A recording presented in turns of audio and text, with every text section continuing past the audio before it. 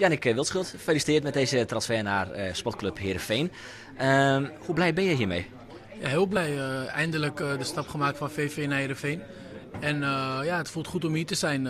Goed ontvangen en spreekt veel vertrouwen uit. Alles gewoon de afgelopen dagen. En ja, ik kan niet wachten om te beginnen. Nou, ja, eindelijk zeg je al.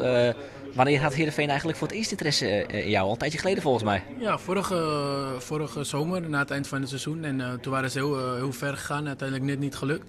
En dan ben ik toch blij dat ze nu toch weer de interesse gehouden hebben. En het vertrouwen in mij gehad hebben. En ja, dat ze me nu alsnog hebben gecontacteerd. Ja, de Jannik Wildschut van een jaar geleden is misschien niet de Jannik Wildschut van het afgelopen jaar. Hoe kwam dat eigenlijk? Ja, in het begin heb ik misschien een beetje veel moeite gehad met dat de transfer is afgeketst. Een dipje, dat heeft elke jongen. Het werd natuurlijk ook anders naar mij gekeken. Ik ben niet meer de Jannik Wildschut die heel onbekend binnenkwam.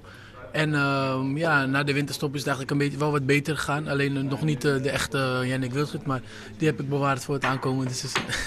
Dankjewel, gaan we wat verwachten dus. Ja, ik heb voor mezelf wil ik nu wel gewoon knallen. Omdat het afgelopen jaar is geen verloren jaar geweest. Omdat ik toch wel even veel heb geleerd ook, om met dit bepaalde dingen om te gaan.